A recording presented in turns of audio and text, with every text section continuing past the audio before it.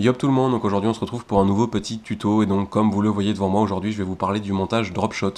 Donc je vais essayer de vous expliquer le plus simplement possible comment réaliser votre montage et donc ensuite je vais vous présenter tout le matériel nécessaire pour faire ce montage.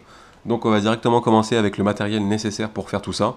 Donc il faut savoir que je vous mettrai tous les liens du matériel que je vous présente dans la description sous la vidéo, donc si vous voulez juste aller voir ou si vous voulez acheter, il y aura tout dans la description. Donc on va commencer par le matériel nécessaire, donc vous vous en doutez, il faut des hameçons à Dropshot, ça peut être sympa pour piquer les poissons.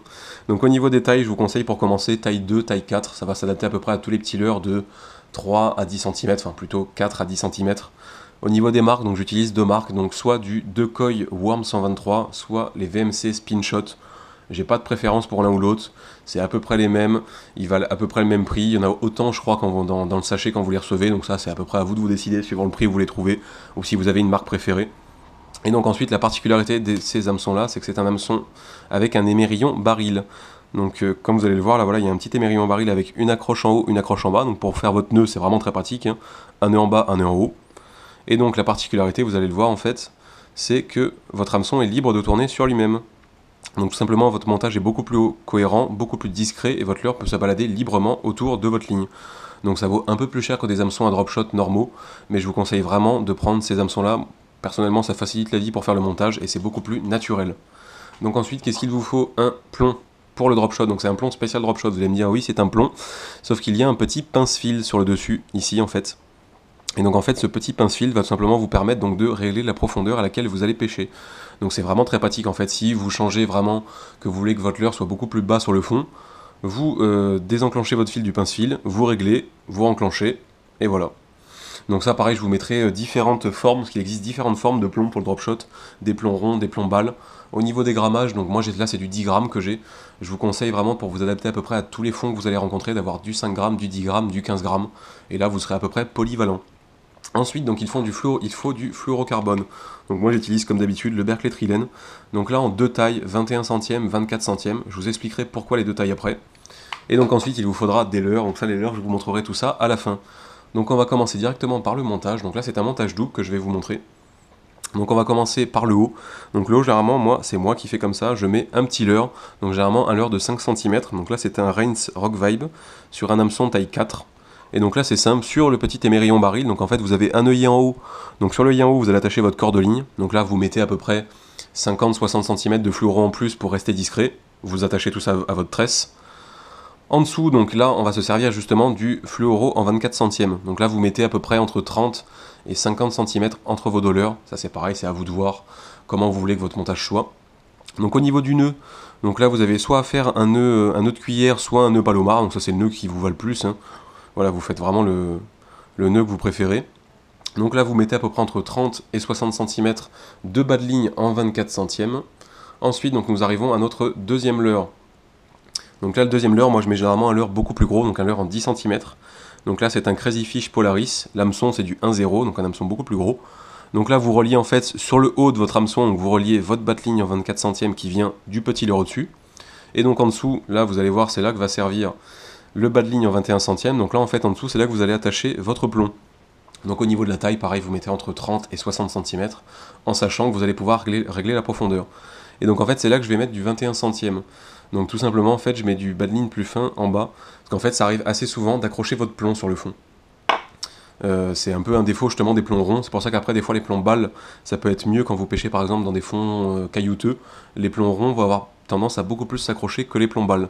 Donc moi généralement en fait je mets du bas de ligne en 21, comme ça si jamais mon plomb s'accroche, tout simplement je serai sûr en fait que ça sera mon bas de ligne le plus fin qui va casser, donc mon bas de ligne avec le plomb, et donc ça va m'éviter tout simplement en fait de perdre mes deux hameçons à Dropshot. Faut savoir que c'est quand même pas donné, ça peut quand même foutre un petit peu les boules alors que le plomb ça vaut vraiment pas cher, donc au moins voilà, vous êtes sûr que si jamais vous cassez, ça sera votre plomb.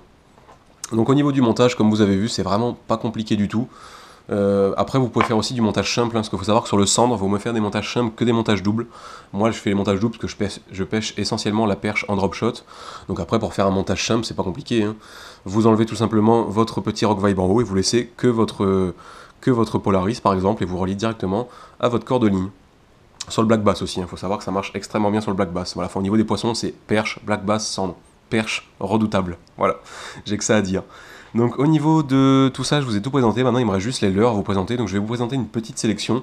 J'en ai pas beaucoup, parce que pour le drop shot, j'en ai pas vraiment besoin de beaucoup, moi voilà, avec 2-3 leurres, ça me suffit largement. Donc on va commencer par ceux que je me sers énormément. Donc ce sont les petits Rock Vibe de chez Renz, donc là en 5 cm, il me semble que c'est la plus petite taille pour les Rock Vibe. Donc là j'ai en deux coloris, en gris blanc et en blanc rose. Donc les deux marchent très bien, surtout le blanc rose sur les perches, ça marche vraiment super bien. Donc ça prend tout, hein, de la perche de 10 cm jusqu'à 40, j'ai déjà pris des 40 sur les petits Rock Vibe. Donc ensuite on a un petit leurre de chez Lunker City, donc c'est un finesse, je n'ai plus le nom précisément. De toute manière je vous le mettrai dans la description sous la vidéo. Donc vraiment un tout petit finesse qui a vraiment une bonne tête, donc en rose et en transparent pailleté.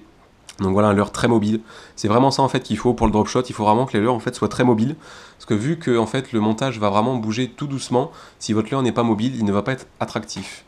Et d'ailleurs tant que j'y pense, si vous voulez voir en fait comment évolue en fait, enfin comment pêcher avec un montage drop shot en situation réelle, il y a 2 vidéos où j'en parle, donc une vidéo sur le street fishing de A à Z avec Amignac, donc je vous mettrai donc le lien dans la description. Et une vidéo que j'avais fait il y a un petit moment où je pêche en flotte tube avec le drop shot et où je vous explique aussi tout simplement comment pêcher en drop shot en situation réelle. Donc je vous mettrai le lien de ces 2 vidéos dans la description sous la vidéo. Donc on continue avec les Globulus de chez Delaland. Pareil, j'ai vraiment pris énormément de poissons. Donc c'est des leurres qui sont faits pour le drop shot, ceux-là. C'est vraiment fait pour le drop shot, les Globulus. Donc vous voyez, ils ont vraiment un Globulus, je pense que vous comprendrez pourquoi. Et comme je vous ai dit, ils sont vraiment très mobiles, vraiment des leurres très souples. Donc pareil, j'ai pris vraiment beaucoup de perches, mais j'ai même pris des brochets sur ceux-là. Ça fait 6 cm cela. Ensuite on va avec un leurre de chez Crazy Fish, donc il s'agit d'un leurre qui est assez récent, donc c'est le Glider de chez Crazy Fish, donc là en 3,5 pouces, il existe vraiment beaucoup de taille. Donc un leurre pareil qui est très mobile, c'est un finesse, hein, vous le voyez, j'utilise vraiment beaucoup de finesse. C'est ce que je vous conseille le plus en drop shot, les leurres finesse. Ensuite, toujours pareil, un leurre de chez Crazy Fish, celui-là j'adore vraiment particulièrement, c'est le Polaris. Donc pour le drop shot, ça c'est vraiment, je l'ai depuis pas très longtemps, mais je pense que ça va vite devenir l'un de mes leurres préférés pour le drop shot. Pourquoi? Bah, vous le voyez, la mobilité du leurre, voilà. Le leurre est vraiment extrêmement bien articulé, du coup ça bouge à la moindre sollicitation, et donc ça marche vraiment très bien. Là je l'ai en 10 cm, ça existe aussi en plusieurs tailles, en 4, en 6 je crois. Et donc ensuite on va finir avec un leurre de chez Sakura, donc il s'agit du Slit Finesse. Donc le Slit Finesse, comme vous voyez, c'est un finesse. Et donc voilà, pareil, un leurre qui est vraiment très mobile, qui ne coûte pas très cher en plus, donc ça pour mettre en bas, vu que c'est un gros leurre, ça marche vraiment super bien. Donc écoutez là-dessus, je pense à peu près vous avoir tout dit. Si vous avez des leurres à conseiller à d'autres, ou même à moi, écoutez, je vous invite comme d'habitude à le dire en commentaire, parce que voilà, vous voyez, j'ai forcément pas tous les leurres pour le drop shot, vous pouvez mettre vraiment énormément de leurres. Donc voilà, n'hésitez pas, et même si vous avez des questions, à poser tout ça dans l'espace commentaire. Et puis on se retrouve prochainement pour une autre petite vidéo. Allez, tchuss tout le monde!